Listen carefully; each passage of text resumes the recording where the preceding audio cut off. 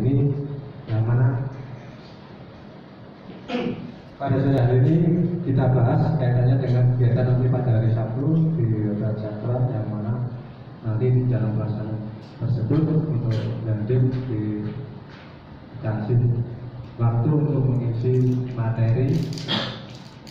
Nah, untuk materi itu sendiri kami belum menjamin nanti setuju atau tidak, tapi kami punya bayangan karena kami dulu pernah melaksanakan waktu kami di staf itu adanya dengan pemilu 2014 kami dengan Pasrop. Nah, itu kita lakukan di dalam Dandim untuk memberikan materi yaitu netralitas TNI di dalam pelaksanaan Pilkada 2018. Sementara itu nanti kalau ada berikut nanti kita sampaikan. Jadi kami sampaikan kepada Komandan Kodim, nanti dari Kodim nanti dengan materinya netralitas TNI dalam pelaksanaan Pilkada 2018, yang mana sesuai dengan Undang-Undang Nomor 34 Tahun 2004 itu kita di dalam pelaksanaan Pilkada maupun Pilpres termasuk pil-pil yang lain itu kita di situ salah satunya pertama netralitas, kemudian yang kedua kita membantu kepolisian di dalam pelaksanaan pemilihan tadi. Jadi semenjak kita dipisah dari TNI dan Polri itu kita mempunyai dua tugas pokok, yaitu yang pertama yaitu operasi militer perang OMP, kemudian yang kedua operasi militer selain perang.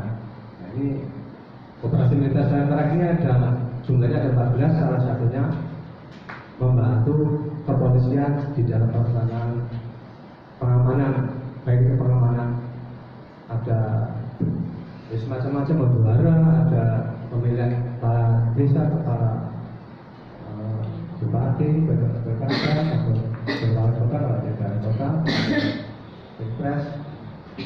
Salah satunya itu termasuk membantu pemerintah daerah. Nah, ini membantu pemerintah ini banyak sekali. Kalau kita catatkan bisa berupa bencana alam, termasuk Pilkada Bupati sendiri juga nanti kita terlibat di situ, ya. Cukup kita membantu aparat kepolisian di dalam pelaksanaan tugas itu, karena itu sudah sesuai dengan undang-undang. Kalau tidak membantu kita sana, tetapi kalau dari pihak Polri tidak meminta untuk terbantu tidak disalahkan. Jadi sama-sama saling mendukung, yang pada ujung-ujungnya itu supaya biar kita bisa berjalan dengan lancar dan aman.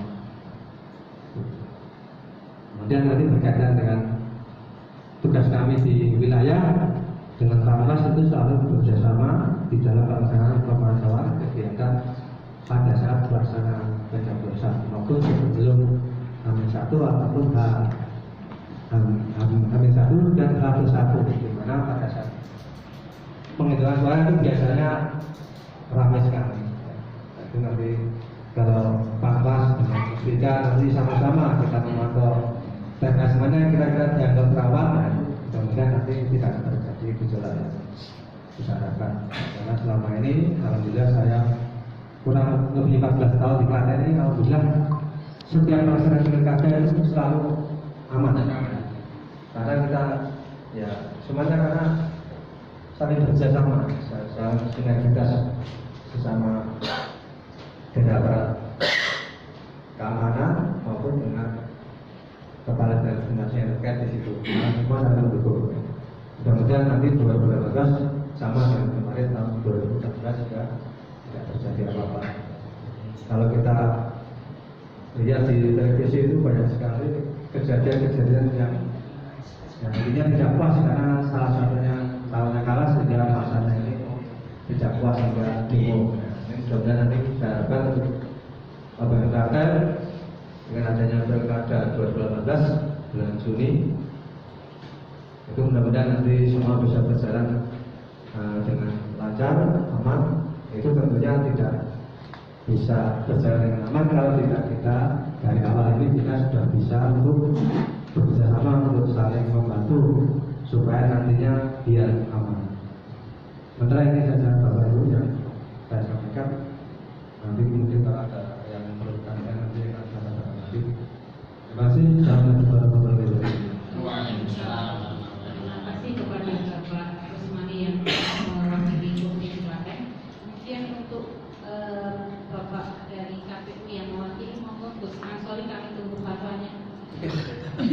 Assalamualaikum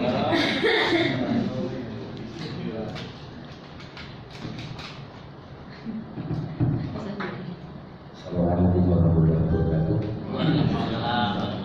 Salam sejahtera untuk kita semua. Sudah sahabat.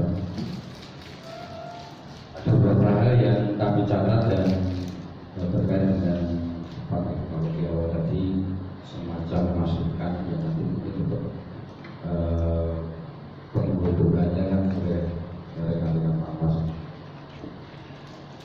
Dan nanti mungkin dan semoga nyambung dengan apa yang akan kami sampaikan. Yang pertama, kalau tadi disampaikan terkait dengan netralitas PNS, kami menggarisbawahi bahwa memang KPU dalam hal ini nanti insya Allah semoga bisa sinkron. Yang perlu kita tanamkan ke semua pihak dan terutama masyarakat adalah bahwa pemilu ini menjadi tanggung jawab bersama dan berefek untuk semua. Meskipun nanti secara teknis oleh KPU, secara keamanan oleh TNI Polri dan sebagainya, tapi keterlibatan peserta pemilu, keterlibatan pemerintah itu juga menjadi faktor kunci jadi terselenggaranya sebuah proses demokrasi atau pemilu yang ideal. Saya mengatakan ideal itu sesuai dengan asas dan norma kepemiluan yang berlaku. Kalau di KPU kita sedang menggalakkan hampir sama poinnya, jadi keterlibatan masyarakat secara langsung dalam penyelenggaraan pemilu. Saya katakan keterlibatan secara langsung, jadi masyarakat kita posisikan bukan sebagai subjek, tapi juga bukan hanya sebagai objek, tapi juga sebagai subjek. Sebagai contoh misalnya di tahun kemarin dan insya Allah nanti tahun ini juga akan kami lakukan kembali. Kalau bahasanya teman-teman di Jawa Tengah itu pakai itu akrobat, kadang-kadang ngobrol terbelit. Contoh misalnya kemarin anggaran sosialisasi misalnya yang kami tangani sendiri, itu bahkan hampir 80% anggaran itu kita breakdown istilahnya ya. Kita breakdown ke BPK, BPS dan stakeholder terkait. Jadi mereka tidak hanya sekedar kita undang, ayo kita buat konsep, kemudian atau saya punya konsep ini kamu bisa lakukan enggak, tapi mereka menyelenggarakan sesuai dengan kebutuhan dan cara pandang mereka. Contoh, teman-teman keagamaan tentu cara memandang pemilu beda dengan teman-teman yang di KPU maupun Panwas, dan mungkin juga beda dengan pemerintah. Kalau di KPU, Panwas, Bangpol, apalagi TNI Polri itu kan sangat dekat dengan aturan-aturan yang sangat bagus. Kalau saya beberapa kali nyatakan itu, kadang-kadang dalam penyelenggaraan itu kita dihadapkan dengan peristiwa yang membuat gemes. Contoh yang paling sering terjadi dan sering kita dengar, berapa ribu atau berapa ratus mayat yang ikut sebagai peserta pemilih misalnya. Ini kan satu KPU tahu bahwa si A misalnya sudah meninggal, tapi kan ada faktor-faktor lain kenapa dia harus daftar.